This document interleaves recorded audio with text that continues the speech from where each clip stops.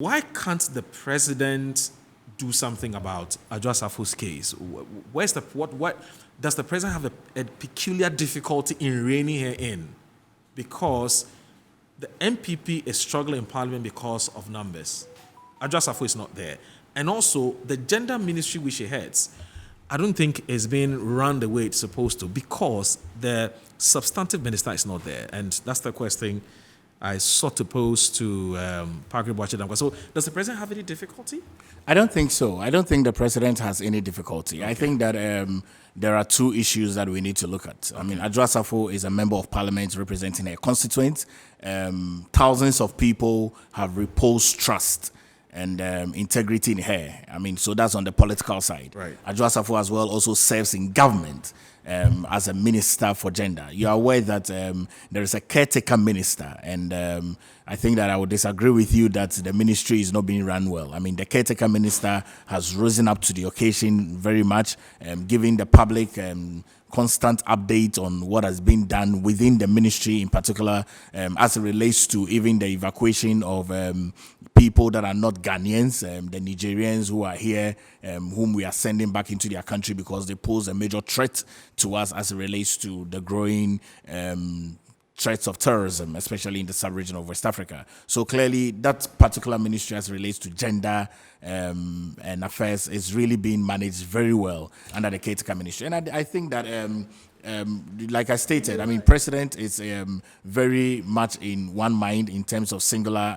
identity to ensure that we handle the issues very well. From the political side, yes, thousands of people voted for her. On the government side, which is why we are making sure that the government is not halted. So her ministry is continually being taken care of. On the political side, which is why the legislature is seeking to continually ask for a conversation. And I believe that the appearance that they have sought to seek for her to appear next month, especially through the virtual means, if the time would avail itself and she would be able to do that, I think it will be good, even for her constituents to see that she's doing well. I think the entire country would rally their support behind the health condition of the son, which I'm sure for very good reasons might not be good to bring it into the public domain. But our prayers should continually be with her, because if you're a mother and you have a child who is going through a very difficult health challenge, I mean, I think that one of the major things you would want to do is to really keep focus on that. And the political side is where the constituents are excited to support her, like you heard from the polls and even from our own internal polls, that the constituents are very confident that should Adwoa Sarfo finish with taking care of the son, and the son is in a healthy state, she would come back and continue her work for her constituents and also continue for the government if the president so chooses to maintain her as an executive. I've also heard people say that when you look at Adwoa Sarfo's posture demeanor, it is a sharp variance with what you're saying and what you're telling us, because you're asking us to sympathize and empathize with her. But this woman is always dancing. She's always had dancing. She's singing. In fact, in her recent video, she was singing a Daddy Lumba song, as if to say she's shading persons who want the right things to be done. So I'm wondering whether really and truly what we're being told is what is on the ground. You know, anyway, you may not necessarily have to respond to this, but I'm just telling you what the feeling out there is among some Ghanaians. I do understand that. I mean, but you know that more obviously, if you have a woman who is going through some very high level of stress and difficulties, she needs to distress. I just think that maybe we only pick the minutest part of her happiness and then elevate it and amplify it to be like she's in a very serene environment and she's happy and she's twatting her back to government. I mean, I think that for me, I would sympathize very much with her. I would hold brief for the constituents and tell them to continually repose confidence in her. I mean, clearly the seat is important. And for the government angle as well, I think that as a government, we have a caretaker ministry that is making sure that the ministry does not come to a standstill and the work is continually ongoing. And Parliament is also, the Speaker of Parliament has called for her to appear before the House. And I believe that through the virtual means, as she's able to share all these things on the virtual platform, she should make herself available and speak to the good people of this country, for the Ghanaian people to understand when she's going to come in at all. Bishop, I don't know whether you have any particular interest in this Dome Kwabena matter, because I want us to move to Cathedral. Now, she's been summoned to appear before the House. just before we came on air, somebody was asking if, why she had to be summoned publicly, and that it isn't actually the way to go, and that she should have been contacted. And you're trying to set the record straight on that particular issue. If you can share that with the public. Okay, so on this matter, let me say that it is instructive to state that how government has handled this particular matter is just a reflection that the MPP is not concerned about the welfare of the country. They are only concerned about winning election. Okay. For them, everything has to be about winning election. Okay. The general welfare of the minorities in society, it's not a concern to them. And perhaps it's also a reflection of how the president thinks that Ghanaian women are not dynamic. He made that statement publicly clear in Vancouver in one of the most embarrassing moments for me as a woman. And I cannot for my life understand why a ministry like Gender and Social Protection that needs all the attention it can, because already women are most discriminated against. And in a post-COVID economy, the data is showing that women, children, and other minorities are most affected. And any serious government, for the life of me, will want to invest every strength and resource. Because you see, I am a woman. I am a feminist. And everybody who knows me knows that I champion some of the good things that should happen to women. And I have consistently showed that gender stereotyping and gender role has been one of the things that have affected us as women. And I have tried in every way I can to change the narrative or to contribute to changing the narrative. Right. And so I am the last person not to make a case for women. But you see, you do not allow one woman to hold millions of women to ransom. Why can't we separate Adwoa Sarfo's absence from Parliament from her role as a Minister of State? Because she can, and they can make way for her in Parliament for whatever reason and in the party. But for her to still be at post, receive salary as a minister, when in recent time, we are told that post-COVID, gender-based violence has increased. There is no data as we speak from 2017 to now from that ministry to show how it is even increasing. The last time I checked, the data available was as far back as 2016.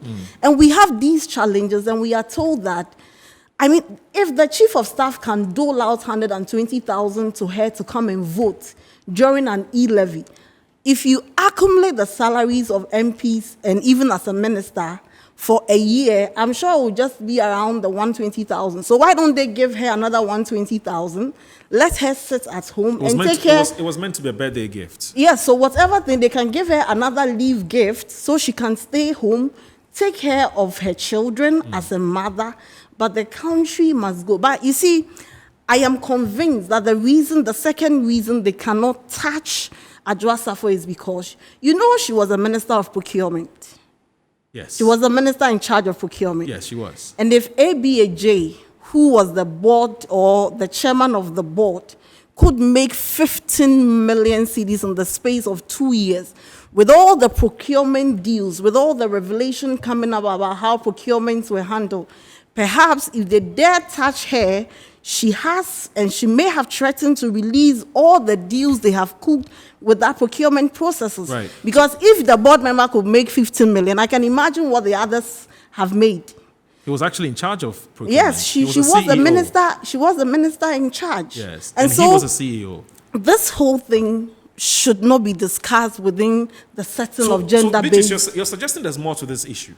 Yes, there is more to this issue because it beats my imagination. Yes, okay. It beats my imagination. And if you have a country like ours, a struggling country like ours, where you people have run down the country to the ground, what you need, and the most important sector is social protection for people who are socially vulnerable. And I've heard a lot of people make the argument that there is a caretaker minister.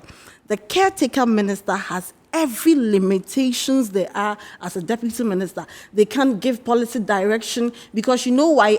In law, we say that a delegated duty cannot be delegated. So if the president has delegated a duty to a minister, she cannot further delegate it. So a caretaker ministry does not do anything for us.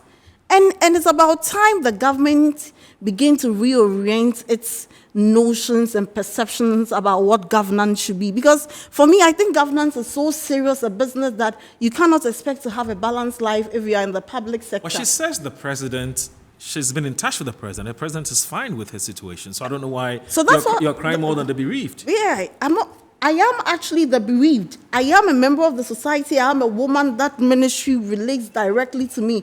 As we speak, people who have been defiled cannot afford to pay medical fees for prosecution.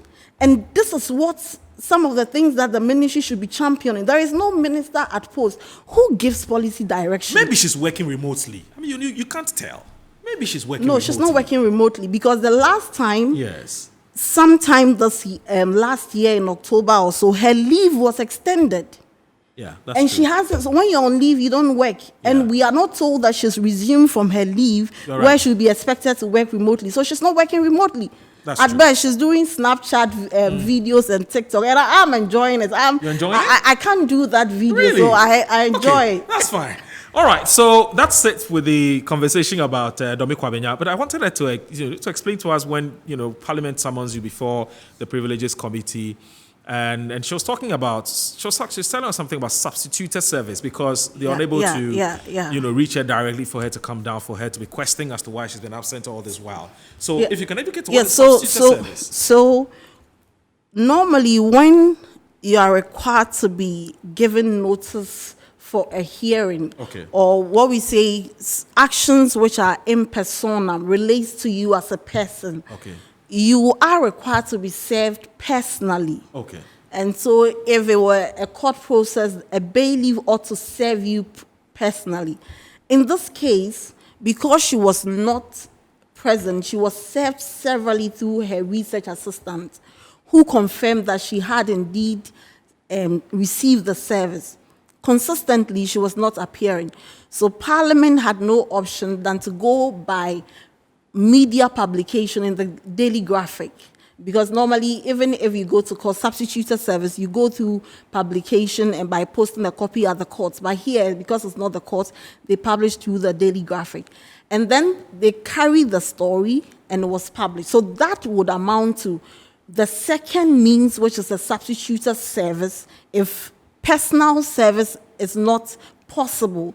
Otherwise, anytime somebody is wanted to answer some charges against them, they will never make themselves available and nothing will proceed. So there is always a second option, and I don't see anything procedurally wrong with that process.